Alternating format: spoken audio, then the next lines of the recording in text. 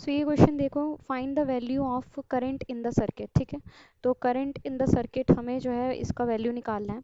तो ये जो है इस सर्किट को हम पहले मॉडिफाई करेंगे, क्योंकि इस तरह से सॉल्व करोगे तो मुश्किल होगा, थोड़ा मॉडिफाई करके हम इसका सर्किट डायग्राम ड्रॉ करेंगे। तो ये कुछ इस तरह से आपको जो है मॉडिफाइड वर्जन आप इस तरह से देखने को मिलेगा आपको।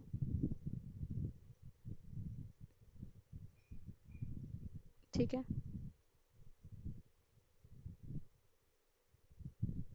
और यहाँ पे भी हमारे पास एक रेजिस्टेंस हमें यहाँ देखने को मिलेगा। ठीक है, तो यहाँ पे हमारे पास लेट से this is R1 resistance, this is R2, R3, ये R4 है, let this is B R5। ठीक है, तो यहाँ से I करंट फ्लो कर रहा है और यहाँ पे हमारे पास क्या है 2 वोल्ट। तो इस तरह से इसका इक्विवेलेंट हमें जो है रेजिस्टेंस इक्विवेलेंट सर्किट हमें देखने को मिलेगा कि R1 R2, ठीक है, और एक हमारा जो है 2 ओम जो है दैट इज कॉमन। ओके, सो इस तरह से सर्किट होगा।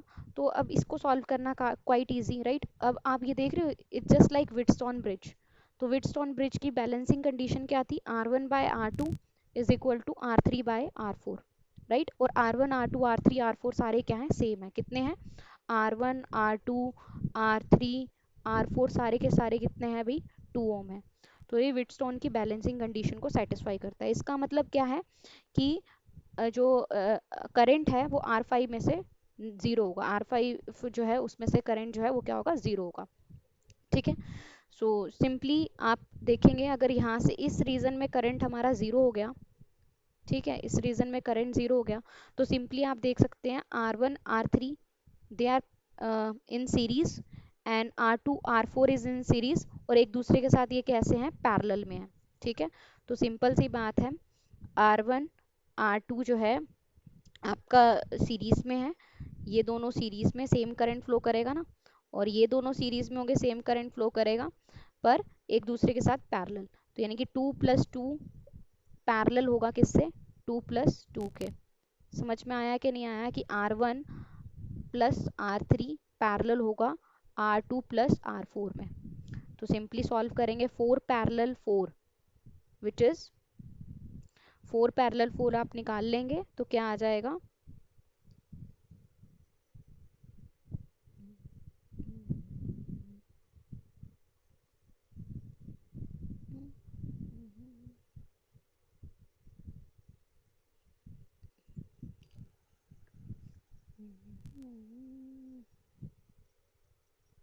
सो 4 पैरेलल 4 क्या आ जाएगा हमारे पास, इनका इक्विवेलेंट रेजिस्टेंस आ जाएगा हमारे पास 4 × 4 डिवाइडेड बाय 4 + 4, राइट।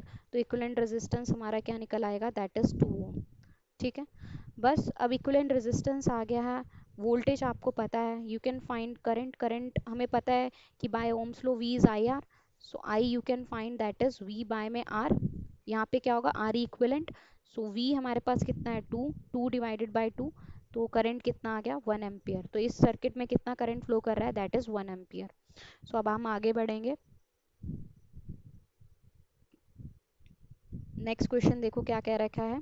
तो नेक्स्ट क्वेश्चन भी बहुत इंपॉर्टेंट है।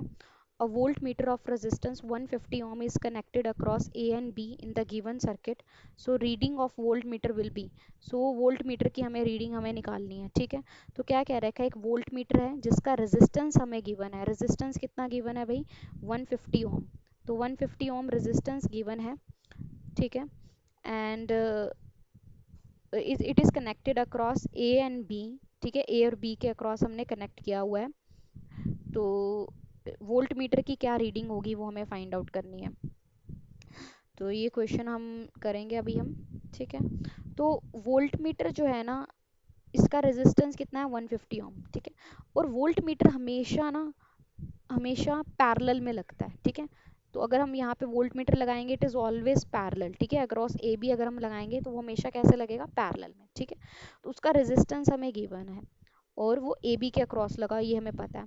यानी कि इसका रेजिस्टेंस कितना गिवन है वोल्ट मीटर का, दैट इज 150 ओम। तो इसको अगर मैं मॉडिफाई करके लिखूं तो इट शुड बी लाइक, इसको अगर मैं मॉडिफाई करूं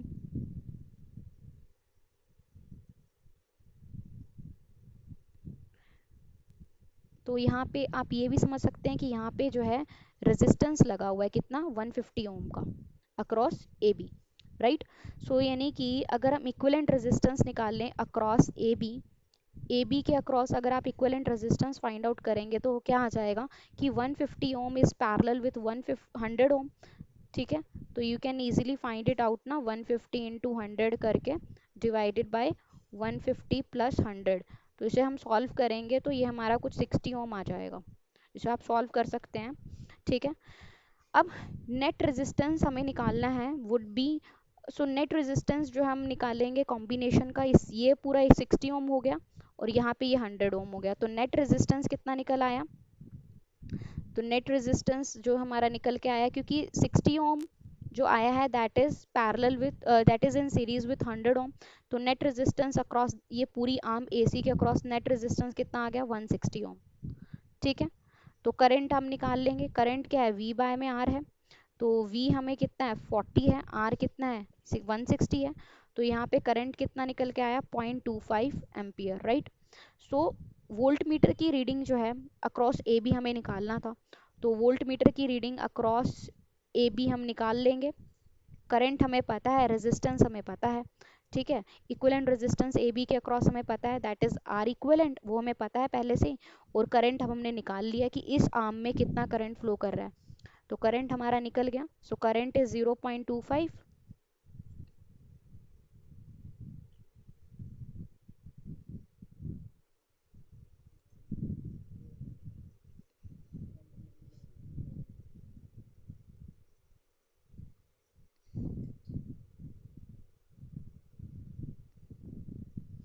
सच्चिदानंद का राम सच्चिदानंद।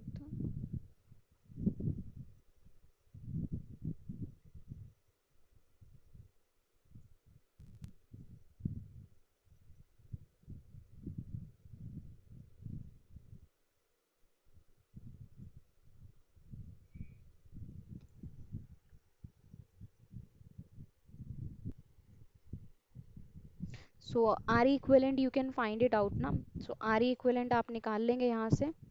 ठीक है, सो आर इक्विवेलेंट हमारा 60 ओम था और करंट कितना है? 0.25 एम्पियर है। सो इट सिंपली हमारे पास आंसर क्या आ जाएगा? 0.25 यानी कि 1 बाय में 4 और 60 बाय में 4, दैट इज बेसिकली 15 वोल्ट। तो ये हमारा आंसर आ जाएगा। अब हम आगे बढ़ेंगे।